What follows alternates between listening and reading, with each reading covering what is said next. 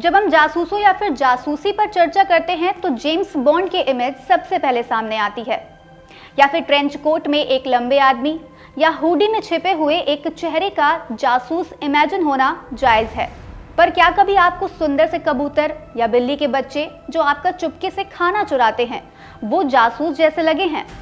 या उछलती कूदती डॉल्फिन या बड़ी सी व्हेल कभी आपकी खबरें चुरा सकती हैं क्या? जरूर आपका जवाब नहीं होगा, लेकिन ऐसा सच नहीं है। दरअसल बीते 28 मई को व्लादिमीर व्हेल को स्वीडन के दक्षिण पश्चिमी तट से दूर हैम्बोस्ट्रैंड में देखा गया। इस व्हेल को जासूसी करने वाली व्हेल कहा जा रहा है। इस व्हेल को हम बेलुगा व्हेल के नाम से भी जानते हैं। व्हेल से जुड़े ऑर्गेनाइजेशन की आशंका है कि ये वही जासूस बेलुगा व्हेल है जिसे 2019 में नॉर्वे के पास देखा गया था, जिसके गले में जासूसी उपकरण हार्नेस भी पहनाया गया था। कुछ दिनों बाद वह नॉर्वे से लापता हो गया था। दरअसल इसे पहली बार नॉर्वे से काफी दूर बसे उत्तरी क्षेत्र में देखा गया था।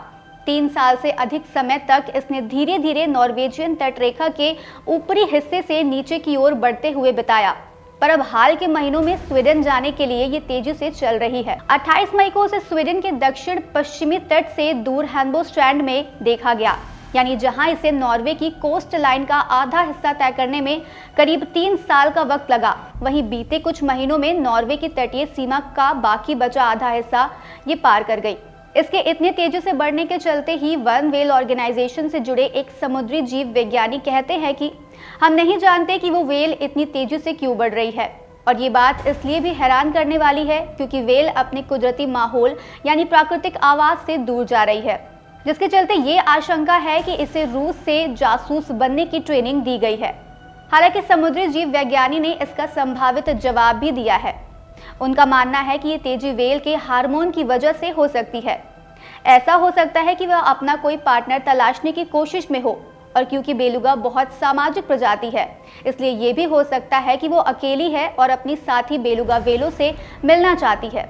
जब इसे साल 2019 में पहली बार नॉर्वे के पास आर्कटिक महासागर में देखा गया तो व्हेल के गले में लगे हुए पट्टे पर सेंट पीटर्सबर्ग लिखा हुआ था और इस पर कैमरा लगाने के लिए एक उभरी हुई जगह भी बनी हुई थी। अब क्योंकि सेंट पीटर्सबर्ग रूस के सबसे बड़े शहरों में से एक है, इसलिए इसे रूसी जासूस माना जा रहा है। हालांकि नॉर्वे के इस बयान पर रूस ने कोई जवाब नहीं दिया था।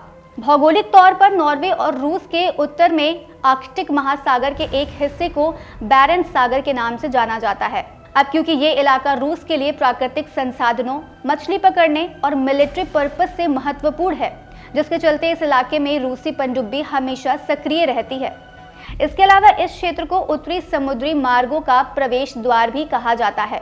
यहाँ से अटलांटिक और प्रशांत महासागर के लिए छोटे छोटे समुद्री मार्ग है। इसलिए आशंका जताई गई है कि रूस इस व्हेल का इस्तेमाल इन इलाकों में जासूसी गतिविधियों को बढ़ाने के लिए कर रहा है।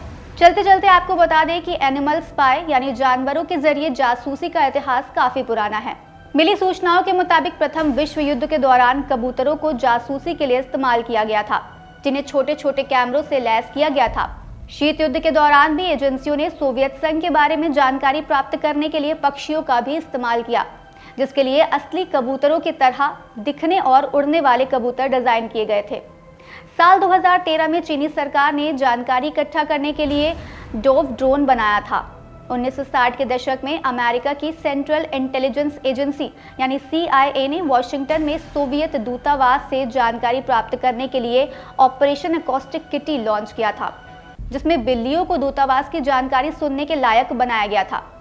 जलीय जीव की बात करें तो 1960 के दशक के दौरान सोवियत संघ ने नौसेना के ठिकानों के आसपास और पानी के नीचे की खानों की खोज के लिए डॉल्फिन को प्रशिक्षित किया था। CIA ने 1990 के दशक में ऑपरेशन चार्ली भी शुरू किया था। चार्ली एक मानव रहित पानी के नीचे का वाहन था जो देखने में असल की कैटफिश की तरह था। इसलिए तथाकथित जासूसी व्हेल का होना भी संभव है और ये गलत भी हो सकता है। आज इस वीडियो में फिलहाल इतना ही। हम फिर मिलेंगे एक नए एपिसोड के साथ। तब तक के लिए मुझे दीजिए इजाजत। नमस्कार।